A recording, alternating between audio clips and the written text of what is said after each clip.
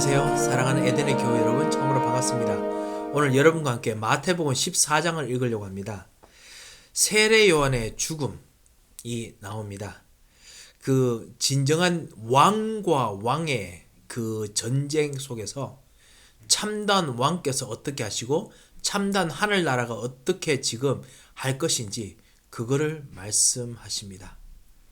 사실 이번에 그 선거 때문에 많은 랩런트들이 사실 고민하는 것을 보았습니다. 진정한 하나님 자녀로서 하나님 자녀는 이 세상의 정치와 이 세상의 것에 대해서 어떻게 해야 되느냐. 어떤 분들은 하나님의 나라가 바로 어떤 당과 같이 합쳐진다. 어떤 분들은 하나님 나라가 진짜 하나님의 계획이 있는 것이기 때문에 이 땅의 것으로 말할 수 없다. 수많은 종교, 우리 기독교 지도자들도 거기에서 의견이 분분했습니다. 예수님께서 어떻게 하기를 원하셨을까요? 오늘 14장 1절부터 시작해서요. 세례 요한의 죽음에 대해서 예수님께서 하시는 것을 우리 잠깐 봤으면 합니다.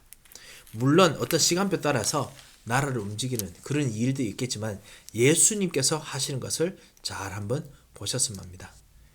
그리고 그 이후에 예수님께서 진정한 하나님 나라를 말씀하십니다. 진정한 하나님 나라가 어떤 것인지 그게 바로 5,000명을 먹이시는 이야기입니다. 그거를 오늘 잠깐 보도록 하겠습니다. 21절 말씀까지 한번 읽어보겠습니다. 그때 분봉왕 헤롯이 예수의 소문을 듣고 그 신하들에게 이르되 이는 세례 요한이라. 그가 죽은 자 가운데서 살아났으니 그러므로 이런 능력이 그 속에서 역사하는도다. 전에 헤롯이 그 동생 빌립의 아내 헤로디아 일로 요한을 잡아 결박하여 옥에 가두었으니 이는 요한이 헤롯에게 말하되 당신이 그 여자를 차지한 것이 옳지 않다 하였습니다. 헤롯이 요한을 죽이려 하되 무리가 그를 선지자로 여김으로 그들을 두려워하더니 마침 헤롯의 생일이 되어 헤로디아의 딸이 연석 가운데서 춤을 추어 헤롯을 기쁘게 하니 헤롯이 맹세로 그에게 무엇이든지 달라는 대로 주겠다고 약속하거늘 그가 제 어머니의 시킴을 듣고 세례 요한의 머리를 소반에 얹어 여기서 내게 주소서. 왕이 근심하나 자기가 맹세한 것과 그 함께 앉은 사람들 때문에 주라 명하고 사람을 보내어 옥에서 요한의 목을 베어 그 머리를 소반에 얹어서 그 소녀에게 주니 그가 자기 어머니에게로 가져가니라. 요한의 제자들이 와서 시체를 가져다가 장사하고 가서 예수께 아뢰니라. 예수께서 들으시고 배를 타고 떠나사 따로 빈들에 가시니 무리가 듣고 여러 고을로부터 걸어서 따라간지라. 예수께서 나오사 큰 무리를 보시고 불쌍히 여기사 그 중에 있는 병자를 고쳐주시니라. 저녁이 되매 제자들이 나와 이곳은 빈들이요 때도 이미 저물었으니 무리를 보내어 마을에 들어가 먹을 것을 사 먹게 하소서. 갈 것 없다. 너희가 먹을 것을 주라. 여기 우리에게 있는 것은 떡 5개와 물고기 2마리뿐이니이다. 그것을 내게 가져오라. 무리를 명하여 잔디 위에 앉히시고 떡 5개와 물고기 2마리를 가지사 하늘을 우러러 축사하시고 떡을 떼어 제자들에게 주시매 제자들이 무리에게 주니 다 배불리 먹고 남은 조각을 12바구니에 차게 거두었으며 먹은 사람은 여자와 어린이 외에 5,000명이나 되었더라. 예수님께서 13장에 보면 고향에서 배척받으십니다. 사람들이 예수님을 존중하지 않습니다. 하나님 나라가 실제로 누려져야 되는데 그 하나님 나라를 누릴 사람들이 진짜 오래 더 누리지 못합니다. 그러면 하나님 나라는 어디 있단 말입니까? 이 땅에 있는 하나님 나라는 무엇입니까? 이것이 사실은 진짜 복음을 전하는 사람들이 세상의 일들에 대한 태도가 아닌가 생각합니다. 진짜 이 땅에서 절대로 환영받을 것을 기대해서는 안 됩니다. 이 땅에서 오히려 진짜 복음 전하는 하나님 나라를 만들 것을 기대해야 됩니다. 이 땅에서 절대로 편하게 쉴 것을 기대해서는 안 됩니다. 이 땅에서 제대로 하나님 나라를 만들어서 그 언약을 계속 전달하는 진정한 영적 전쟁하는 나라를 만들도록 기도해야 됩니다. 아니 목사님, 우리 편히 쉬지 말란 말씀입니까? 아닙니다. 진짜 이것이 편히 쉬는 길입니다. 그것이 진짜 제대로 된 샬롬입니다. 그 이유를 한번 말씀드리겠습니다. 고향에서도 배척받으신 이 예수님께서 있는데 더 심각한 이야기가 들려옵니다. 하나님 나라가 이 땅에서 이루어질 것 같았던 세례 요한이 분봉왕 헤롯 통해서 죽습니다.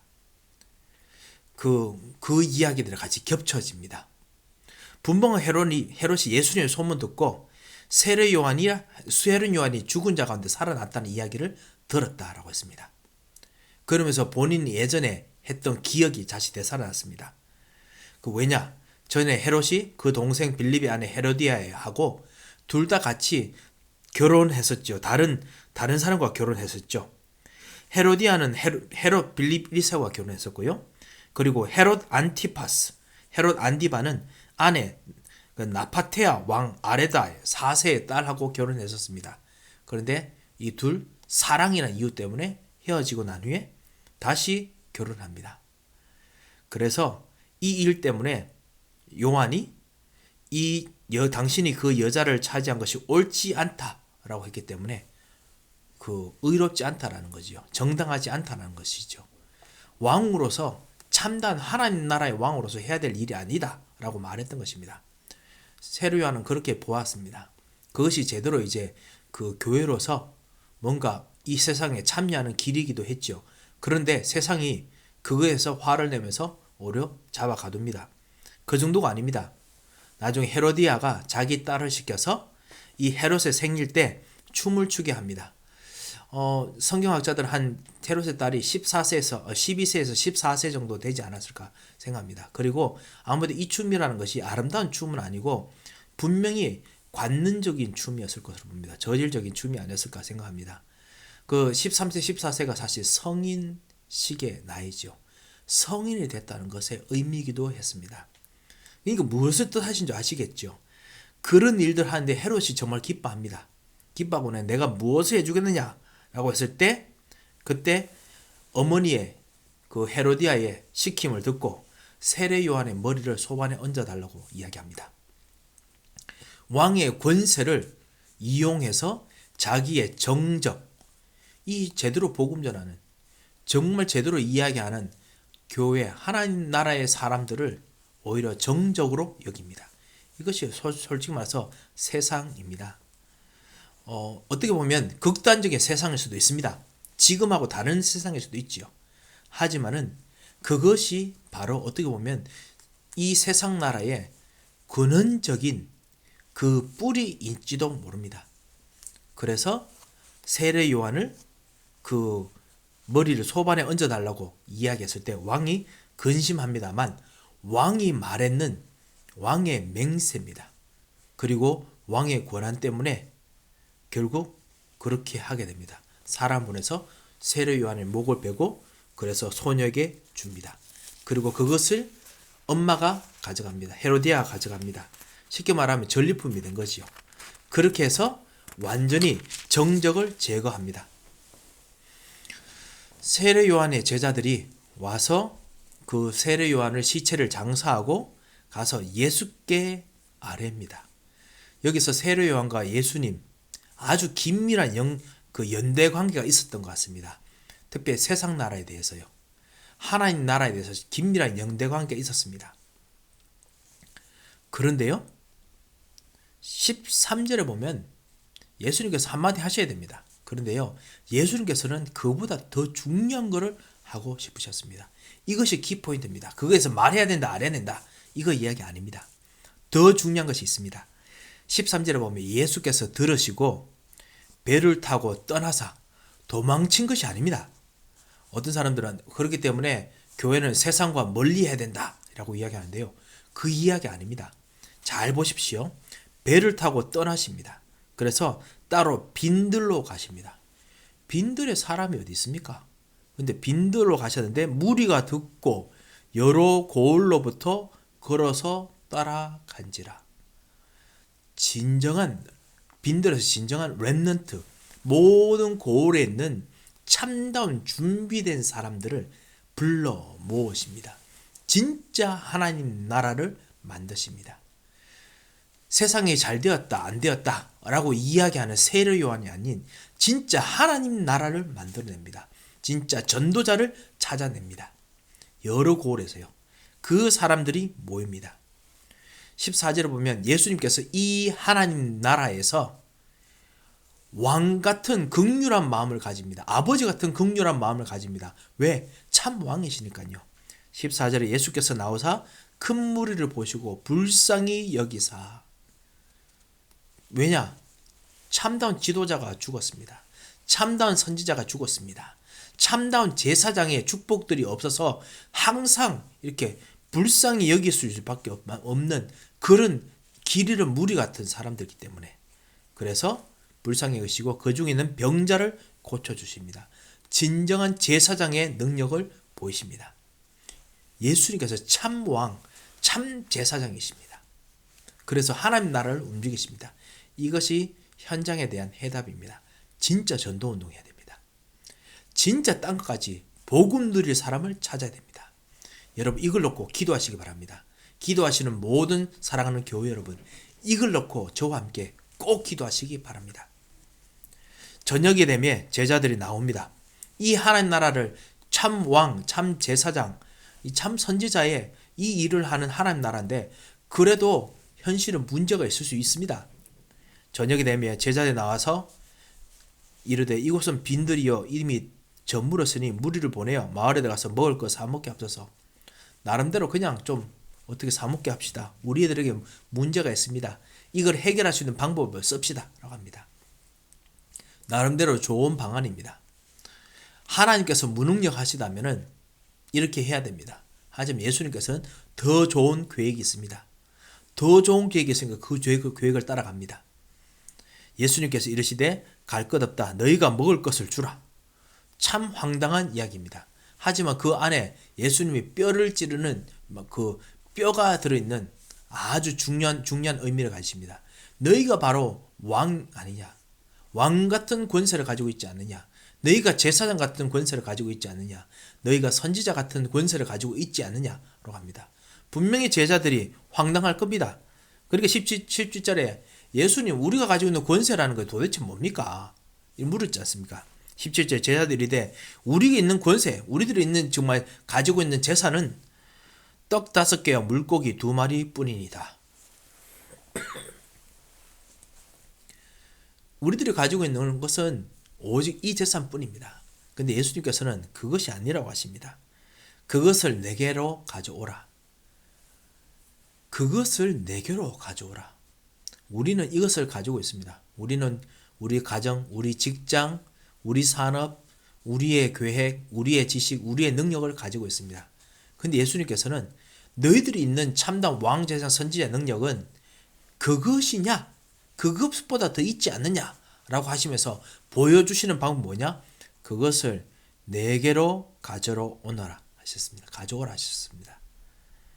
예수님께 가져가시기 바랍니다. 참 왕께 가져가시기 바랍니다. 참 제사장께 가져가시기 바랍니다. 진정한 헌신하시기 바랍니다. 진정한 복음에 헌신할 때 하나님께서 진짜 하시고자 하는 권세를, 여러분의 권세를 보여주십니다. 여러분의 지식이고 여러분의 가정이고 여러분의 경제고 여러분의 산업이고 여러분의 현장인데 그걸 통해서 어떻게 하십니까? 19절에 보면 무리를 명하여 잔디에 앉히시고 안식하게 하십니다. 지금 물고기 5개, 떡 2마리, 떡 2개, 떡 5개, 물고기 2마리 이거 가지고 무엇인가 해도 열심히 뭔가 만들어내도 지금 시원찮은데 앉히십니다. 오히려 쉬게 하십니다. 안식하게 하십니다. 그 사실 이 안식이 바로 사실 안식이 그 안식 맞습니다. 왜냐? 왕 중에 왕께서 이제 백성들을 먹일 거거든요. 백성들을 축복할 것이기 때문에 그렇습니다. 앉히셔가지고 그래서 떡 5개와 물고기 2마리를 가지사 우리들의 헌신을 가지사 우리의 헌신을 우리들이 있는 것을 드린 것을 가지셔서 하늘을 우러러 예수님께서 전형적으로 기도하시는 스타일입니다. 예수님께서 마태복음 17장에도 그렇고요. 예수님께서 하늘을 우러러 보십니다. 하늘에 있는 능력으로 이 떡 5개와 물고기 2마리를 축사하십니다. 이제 떡 5개와 물고기 2마리는 그냥 물이 아닙니다. 물고기 아닙니다. 진정한 하늘의 음식이 됩니다. 하늘의 능력이 됩니다. 이런 축복이 정말 여러분은 있어야겠습니다.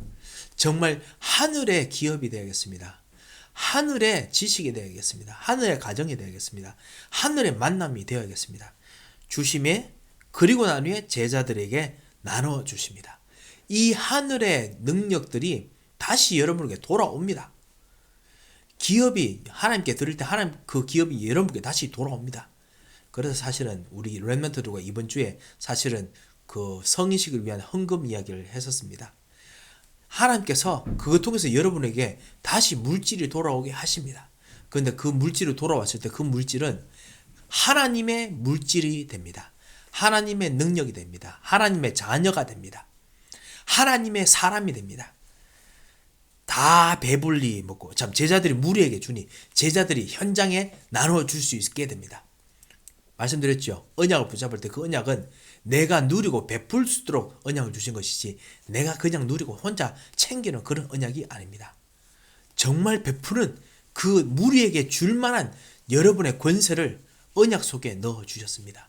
이 언약을, 이 축복을, 여러분의 현장을, 여러분의 능력을 정말 기도로서 누렸으면 합니다. 다 배불리 먹고라는 것이 사실 고대시대 때는 정말 꿈 같은 일입니다. 배불리 먹는 게 쉽지가 않습니다. 아무리 그래도 배불리 먹는 게 쉽지가 않거든요. 요즘이야 배불리 먹는 거 얼마나 좋습니까? 이때 배불리 먹는 거는 진짜 하늘나라 갔을 때 천상에서 베푸는 잔치하고 똑같은 그런 최고의 극상의 잔치의 모습입니다.